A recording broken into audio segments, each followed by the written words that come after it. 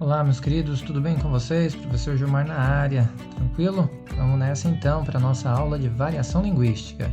E essa aula, o tema dela você pode entender observando essas imagens. Dá uma olhadinha aí e você pode pensar na diversidade das pessoas que habitam o nosso país, né? E pensar justamente no modo de falar dessas pessoas. Cada um fala de um jeito, e isso depende da região de onde vem, da origem social, e esses fatores vão influenciar, obviamente, na variação, na variedade do português brasileiro falado. Então, por exemplo, a gente pode pensar na fala dos mais jovens, né, nas gírias, que é muito frequente nessa época, né? Como a gente pode ver aí na imagem. E aí, vamos trocar uma ideia? Você tá ligado? Top demais, eu sou um mito. Uau!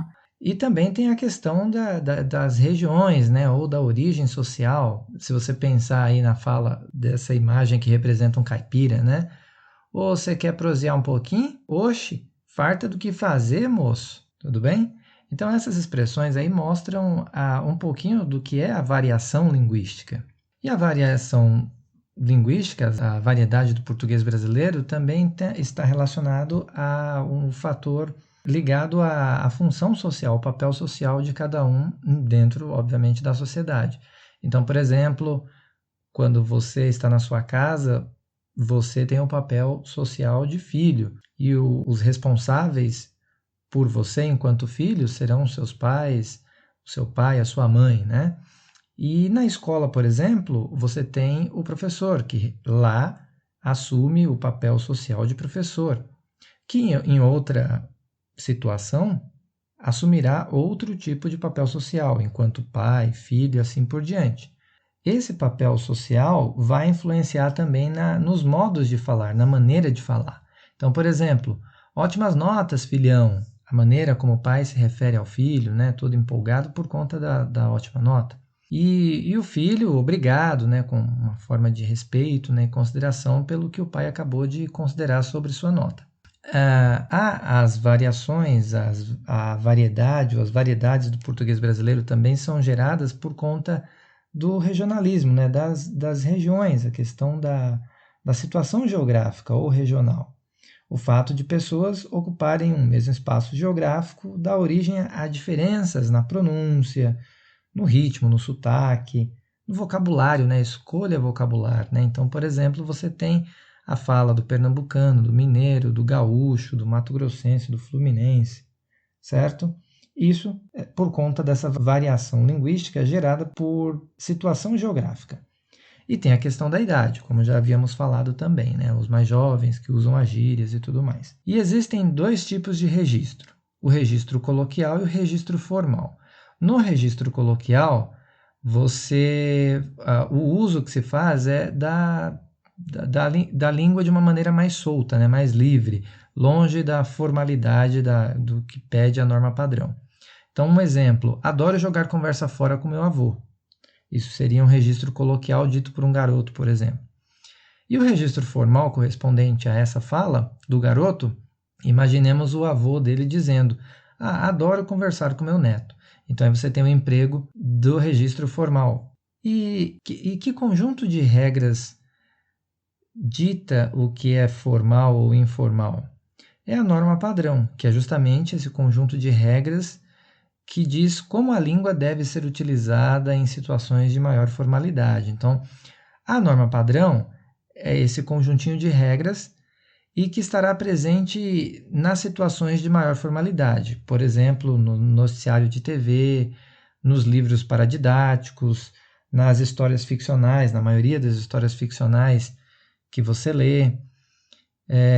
Na prova que você vai realizar, na prova escrita que você vai realizar, a preferência é, obviamente, de que você faça uso da norma padrão, registre a língua de maneira formal, que é diferente de como você faria quando estivesse conversando com um amigo seu. E é importante deixar claro o seguinte: na língua falada predomina o português coloquial, o registro coloquial, porque a língua falada é mais dinâmica, então existem as deturpações, por exemplo, de colocação pronominal.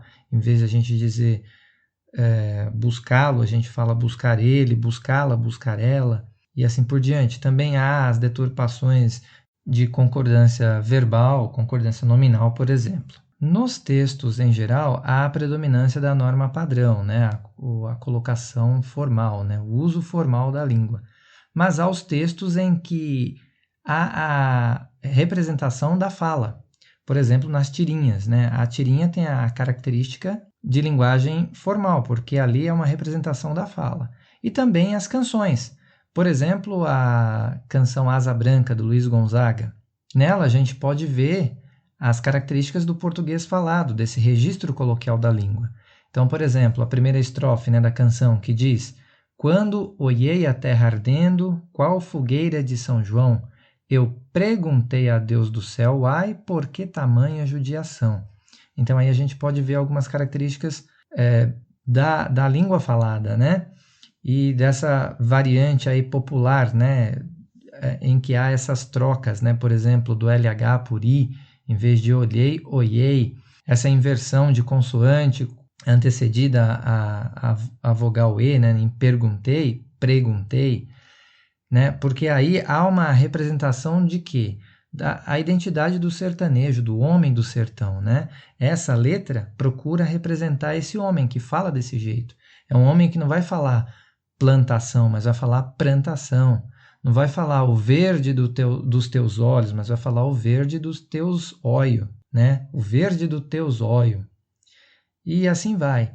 E quando a gente analisa isso, esse tipo de canção, com esse tipo de construção linguística, na verdade, uma análise apressada pode levar a uma certa conclusão errônea sobre esse tipo de linguagem, esse tipo de registro. Pode levar a um certo tipo de preconceito linguístico, que é o quê? Nada mais é do que desprezar a linguagem que não corresponde à norma padrão. E esse tipo de preconceito linguístico é uma discriminação que atinge principalmente a língua falada, uma vez que, na maioria das situações, a vítima do preconceito linguístico, aquela que sofre o preconceito, essa vítima utiliza pouco a língua escrita, então tem menor domínio, ou porque não teve acesso a esse conhecimento da língua escrita e da norma padrão, né? Então faltou a essa pessoa esse conhecimento. E aí que fica a mensagem dessa aula.